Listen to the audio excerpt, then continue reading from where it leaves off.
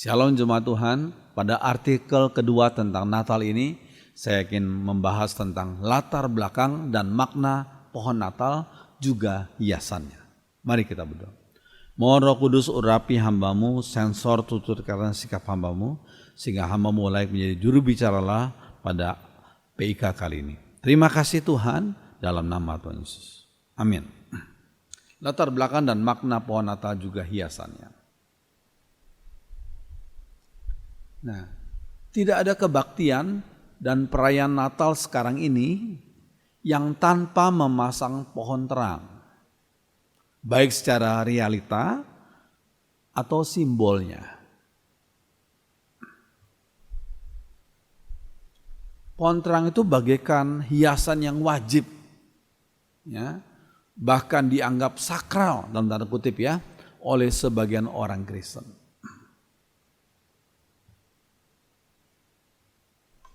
Apakah latar belakang dan makna pohon terang itu?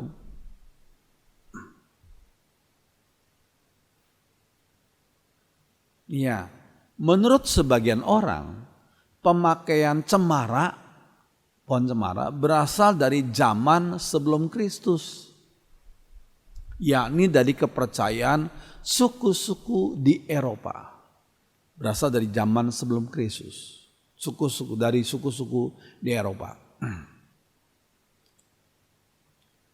Orang Keltik Indo-Eropa yang tersebar dari kepulauan Inggris, Spanyol sampai ke Turki, dan orang-orang Teutonic, cikal bakal bangsa Jerman, menghargai jenis pohon ini yaitu pohon cemara pada hari-hari raya musim dingin dan menaruhnya di dalam rumah mereka sebagai pengingat bahwa kehidupan akan muncul pada musim semi.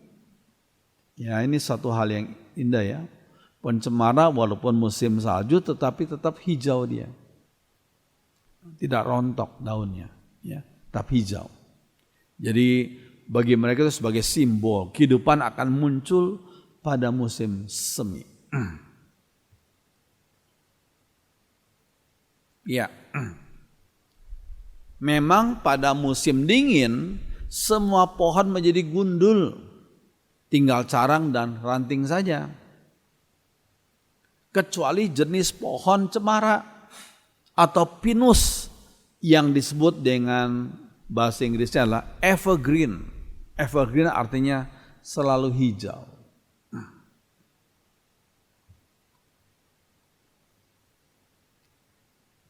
Nah, pohon terang biasanya adalah pohon cemara yang digantungi rupa-rupa hiasan Natal ya, dan lilin.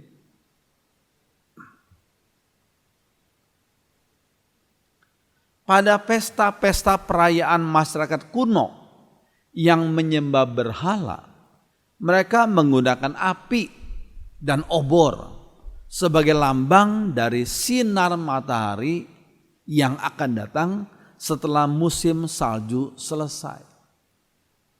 Ya. Ini pada pesta-pesta perayaan masyarakat kuno yang menyembah berhala. Ya.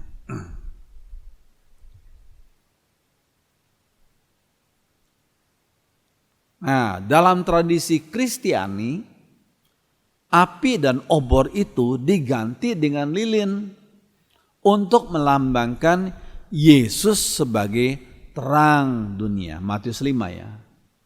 Yesus sebagai terang dunia.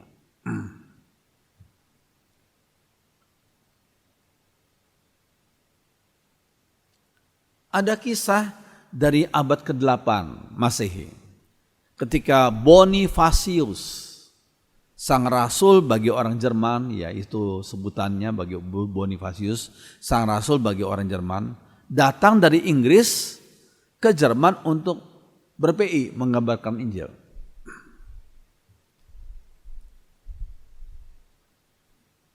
Nah, Bonifasius melihat seorang anak kecil akan digantung di pohon ek, namanya pohon ek seperti yang saudara lihat itu ya, untuk dikorbankan kepada para dewa.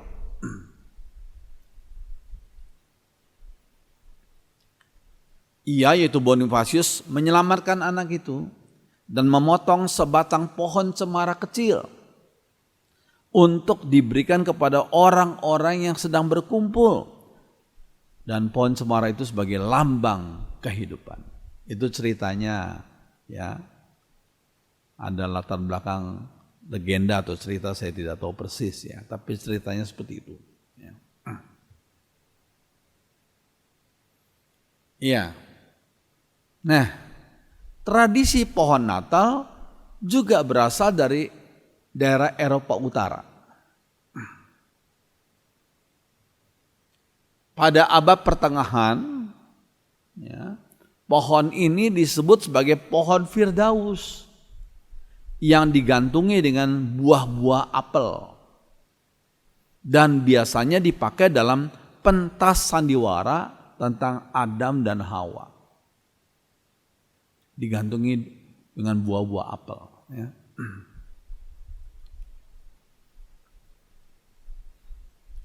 Masyarakat luas mulai memasang pohon yang sama di dalam rumah mereka pada tanggal 24 Desember.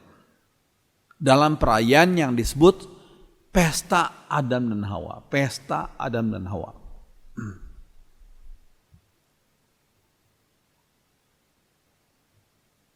Ketika pohon itu dikaitkan dengan Natal, maka orang-orang menambahkan lilin-lilin, kue-kue, dan dekorasi lainnya yang digantung di pohon.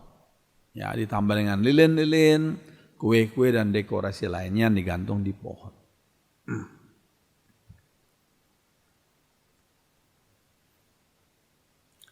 Sementara begitu banyak kisah yang beredar tentang pohon terang, kisah berikut ini diterima secara populer. Apa? Kisah macam apa yang diterima secara populer? Nah, ini tokoh Martin Luther ya, seorang reformator gereja dari Jerman. Memulai kebiasaan tersebut di negaranya. Pemandangan pohon cemara yang tetap hijau, segar pada malam menjelang Natal walaupun ada salju ya. Dengan bintang-bintang yang bertaburan di langit, begitu memberi kesan yang mendalam kepada Martin Luther itu.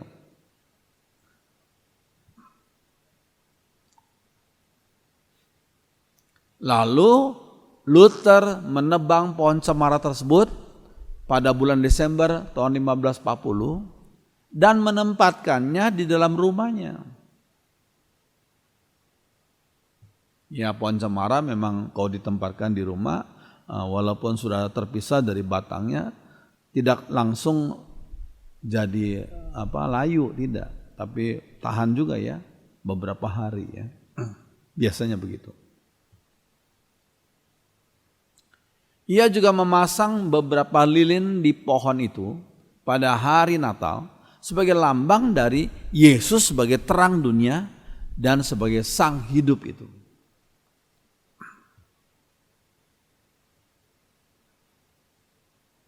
Nah, tradisi pohon Natal tersebut dibawa ke Amerika Serikat oleh para pendatang dari Jerman pada tahun 1700-an.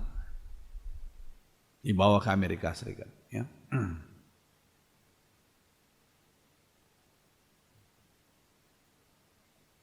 Nah, tetapi pohon Natal itu belum menjadi populer sampai pertengahan abad 19. Ketika seorang pangeran Jerman yang bernama Albert of Seyss-Coburg-Gotha mengawini Ratu Victoria dari Inggris. Nah, ternyata Pangeran Albert menyuruh pegawainya untuk menaruh sebatang pohon Natal yang sudah dihiasi di gereja Windsor Castle. Ya, seperti yang saudara lihat ini. Ya, jadi Pangeran Albert menyuruh pegawainya untuk menaruh sebatang pohon Natal.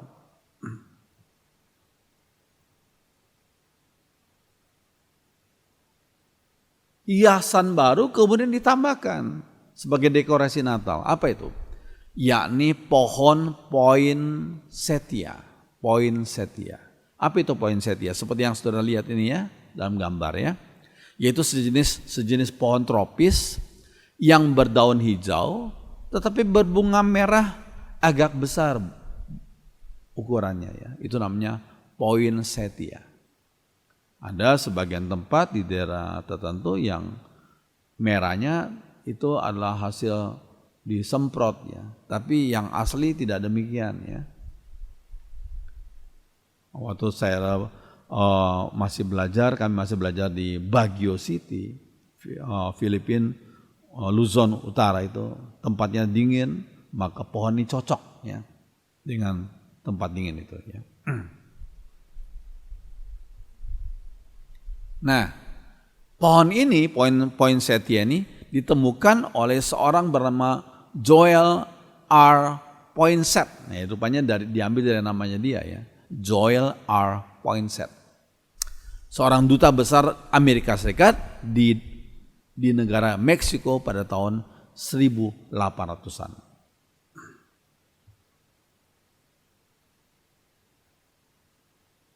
Iya, pohon ini, poinsettia itu menjadi bagian hiasan Natal yang populer. Karena daunnya yang hijau lambang hidup kekal yang diberikan Yesus. Bunganya yang merah melambangkan darah Kristus yang dikorbankan untuk kita. Jadi sebagai simbol ya. Iya, biarlah apa yang kita pelajari itu menjadi berkat bagi saudara untuk kita lebih memahami akan makna hiasan Natal. Kita nyanyikan satu lagu, Pohon Terang, pohon. Udah lama lagu ini ya. Pohon terang, sungguh indah rupamu. Pohon terang, sungguh indah rupamu. Kelap-keliplah lampumu, cantik nian hiasanmu. Pohon terang, sungguh indah rupamu. Mari kita berdoa. Kami bersyukur untuk kedatanganmu, kelahiranmu 2000 tahun yang lalu di dunia. Karena engkaulah sebagai terang dunia. Engkaulah sebagai garam yang luar biasa, yang memberikan kepada dunia, kepada orang yang percaya kepada Tuhan Yesus satu rasa yang indah. Karena kami mengiring Yesus walaupun kami menghadapi tantangan. Terima kasih untuk pembelajaran kami pada saat ini. Biarlah kami dipersiapkan untuk menyambut hari Natal ini. Terima kasih Tuhan. Dalam nama Tuhan Yesus. Semua orang beriman mengatakan amin.